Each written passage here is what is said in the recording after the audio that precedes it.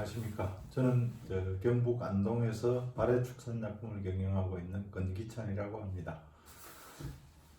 이번 시간에 할 내용은 반취 발효인데요. 이 자료는 아이오와 주립대 자료를 퍼왔는 겁니다. 반취 발효는 제일 소인돼서 중요한 건데, 실질적으로 이제 우리가 소화유를 실험하고 할 때 이 캐놀라를 설치한 여기에 나이론 백에다가 사료나 건초를 집어넣고 일정 시간 지난 후에 꺼내서 분석을 해서 소화유를 테스트하고 하는 때 사용하기 위해서 만들어진 건데, 캐놀라를 설치한 소들의 수명이 좀 짧아지는 걸로 나와 있습니다. 밑에 사진들은 반취의 안에 살고 있는 프로토조아를 전자현미경으로 찍은 사진입니다.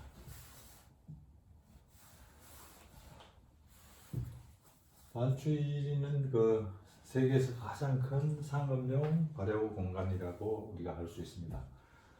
가축에서 반취의 양은 약 1000억 리터 정도로 보고요. 그 안에 있는 반취액 1ml당 10의 10승로 계수니까해서 10의 12승, 10의 동그라미 0이 10개에서 12개 붙이면 거의 맞습니다. 소 한 마리에 약 200리터, 약 50갈론의 이 액이 들어 있습니다.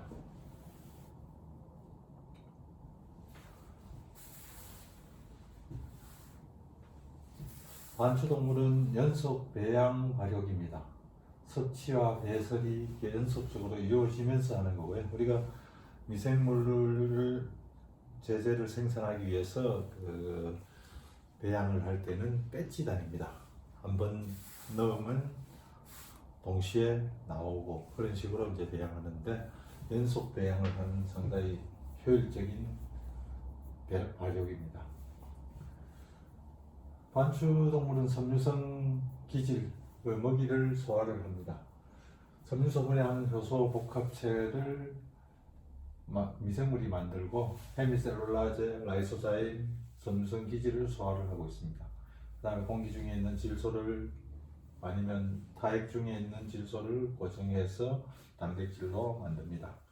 그 다음에 입으로 되새김을 위해서 토한 사료에는 10에 15승, 동그라미가 15개가 붙는 8 곱하기 10에 15승 마리수의 박테리아가 존재합니다. 이 미생물이 만드는 효소 때문에 반추동물은 단위 동물에 비해서 영양적으로 이익을 약간 얻을 수 있다, 이렇게 봅니다. 반추작용의 4단계, 토출, 재저작, 타액 재분비, 재연화작용, 이렇게 분류를 하는데, 토출은 사료를 입으로 보내는 역연동 운동을 토출이라고 합니다. 재저작, 덩어리로부터 수분을 압착하고 삼키고 덩어리를 분쇄하는 그런 역할을 합니다. 그 다음에 타액 재분비, 추가적인 타액, 이하선 타액이 분비되는 것을 반추의 pH를 조절하는 버퍼제 역할로서 상당히 효율적입니다. 재연화적인 덩어리와 액체를 삼키고 그런 식으로 이제 계속 돌아가면서 하고 있습니다.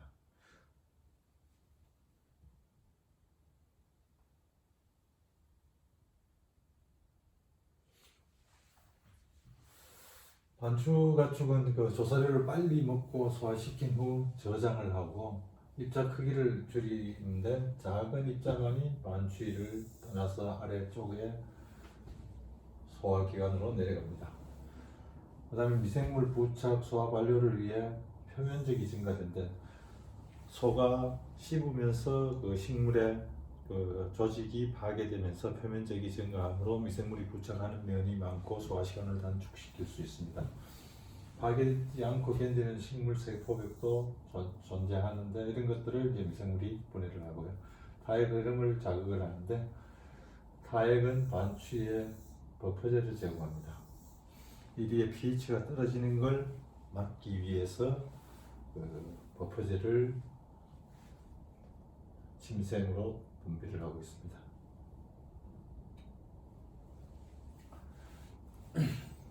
되새김 시간은 초식동물의 평균 섭취하는 데 8시간, 되새김에 8시간, 쉬는 데 8시간입니다. 휴식할 때 소가 편안히 앉아서 되새김을 하고 쉬어야 되는데, 우리가 간혹 요즘 올 겨울같이 비가 잦거나 이래 되면 마구 바닥이 질어지고, 바닥이 질면 거기에서 가스가 올라옴으로 인해서 소들이 앉지 않고 서가 있는 경우 상당한 에너지를 소비하고 소가 필요해지게 됩니다. 그래서 바닥은 항상 깨끗하게 해줄 필요가 있습니다. 반추 시간은 매우 다양한데, 조사료가 줄어들면 농우사료는 되새김이 감소하고, 조사료 입자도를 줄이면 되새김에 소비하는 시간이 줄어듭니다. 그렇게 되면 소화율이 떨어지고 통과 속도가 빨라지게 되겠죠. 되새김의 기전에 먼저 재저작. 자극은 그 표면 가까운 위 분문부 간략근을 끓는 섬유 매트 내의 먹이 덩어리가 결국은 그 자극을 해서 재저작이 시작이 되는 겁니다. 이 위의 수축은 위 분문부의 식계를 지배하고, 가축은 진공을 만들기 위하여 닫은 후두개로 흡입을 한다. 위 분문부 간략근은 열리고 식도는 넓어지면서 음압이 생겨서 식도를 통해서 식계를 흡입한다. 이때 급속한 연동 운동은 식계를 입으로 이동시키는 역할을 한다. 그래 보시면 되고요. 덩어리는 재저작하는데, 저작은 처음에 섭취할 때보다 느리고 더욱 신중하게 합니다. 그래서 하나하나 꼭꼭 씹어갖고 입자 크기를 줄여서 소화를 시키기 좋게 해서 삼킵니다.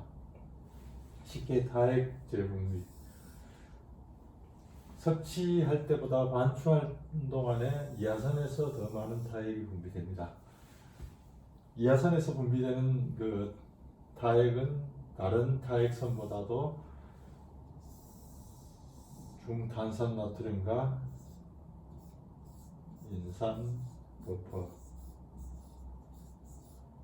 인산버퍼가 많이 분비됨으로 인해서 이리의 pH를 안정시키는데 훨씬 효율적입니다. 재삼킴 후 반추위로 삼킨 덩어리를 이동시키기 위해서 반추위가 수축을 합니다. 이 소가 섭취를 한 조사료가 여기에 이제 매트를 형성하게 됩니다. 이 매트가 상당히 중요합니다. 이 부분의 자극으로 인해서 이 토출이 일어나고, 입에 가서 다시 되새김을 해서 들어와서 되고, 다시 작은 입자는 아래쪽으로 깔아놓습니다. 여기까지가 이제 물이 차 있는 거고, 여기는 가스가 들어있는 겁니다. 여기는 물, 여기에 미생물이 살고 있습니다. 근데 이 매트가 형성이 되지 않게 되면 소가 사료를 섭취하고 나면 한꺼번에 다 내려가서 미생물에 의해서 분해되면 한꺼번에 가스가 많이 생깁니다. 그렇게 되면 흡수를 다 못하고 트림을 통해서 다 배출해야 되는데, 워낙 빠르게 분해되기 때문에 농무사료는 결국 흡수가 다 안 되면 우리가 고창증이라는 상태로 대사적인 질병이 나타납니다. 그래서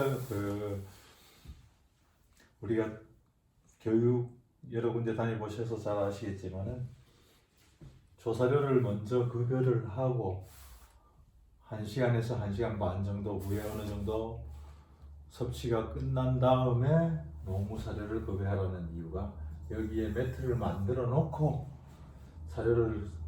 농무사료를 급여하게 되면 농무사료가 여기에 얹혀 있으면서 조금씩 내려가게 됩니다.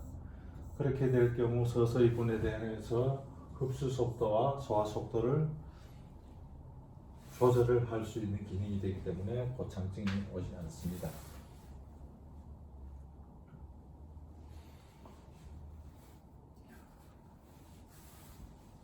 먹는 동안에 저작은 아주 처음에 섭취할 때는 아주 적은 양입니다. 그 씹는 게 일단 삼키기 위한 준비이기 때문에 삼킬 수만 있도록 최소한 씹어서 삼킵니다. 그 다음에 그때 침이 분비되면서 가용성 성분이 분리가 일어나고요. 미생물 부착을 위해서 식물 조직을 손상시키는 역할이 줍니다. 우리가 그 조사료를 건초 형태로 주는 게 있고 펠렛 형태가 있고 큐브 형태가 있습니다. 이 큐브 형태를 줄 때 오히려 건초를 섭취할 때보다가 타액 분비가 더 많은 이유는 삼키는데 일단 힘이 들기 때문에 타액을 분비를 많이 해야만 삼킬 수가 있습니다. 그래서 타액 분비가 30% 가까이 회의로 주는 것보다가 타액 분비가 증가한다는 논문도 있습니다. 근데 대세김 활동안에 이제 저작은 사실 대단하게 꼼꼼하게 씹습니다. 통과를 위한 입자도의 감소를 위해서 그렇고요. 미생물 부착을 위해 식물 조직을 손상시키고 표면적을 증가시키는 겁니다. 표면적을 증가시켜야만이 미생물이 부착하는 면이 많아지고 소화 속도가 빨라집니다. 미생물에 의해서 소화를 되고 반추는 수축을 하면서 입자가 작은 거는 3위 밑에 4위로 내려가고 입자가 큰 거는 다시 되새김을 하도록 그렇게 만들어져 있습니다. 반추의 수축, 사료와 함께 들어오는 미생물을 접종하는 역할을 합니다. 미생물은 다리가 없고 물론 있는 것도 있습니다만은 이동 속도가 워낙 느리기 때문에 스스로 그 사료나 건초 입자를 찾아가기에는 시간이 너무 많이 걸립니다. 반추위가 수축을 하면서 골고루 섞어주고 거기에 섭취한 사료에 가까이 보내주는 역할을 합니다. 그리고 이제 물하고 안에 그 분리가 일어나지 않도록 골고루 섞어줍니다. 그냥 놔두게 되면 지방 성분이 약한 거는 위에 뜨고 가벼운 거는 아래로 깔아앉는데 그렇게 되면 미생물이 이용하는데 차질이 생기죠. 반추 위벽까지 또 미생물이 만든 휘발성 지방산을 이동시켜줍니다. 그래야만이 흡수가 일어나죠. 입자 분리와 제3위로 작은 입자를 통과시키고 다시 되새김을 하고 발효에서 가스는 트림을 해서 내보내거나 위벽을 통해서 흡수를 하게 됩니다.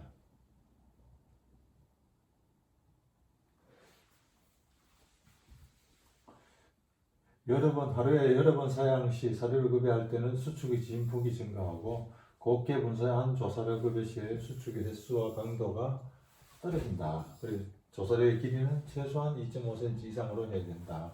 거기에 조사료 입자가 변했을 때 적응에 필요한 기간이 2 내지 6주다. 사료를 변경하거나 조사료를 변경할 때 최소 2주에서 6주 정도 서서히 교체하는 게 이 안에 있는 미생물들이 제 역할을 할 수 있습니다. 한꺼번에 사료 건초를 교체하고 한 달 뒤에 체중을 함달아 보십시오. 거의 성장이 제로에 가깝습니다. 그다음에 대사적인 문제, 기능성 질병이나 저칼슘 혈증 또는 다당증은 반추 수축을 억제한다.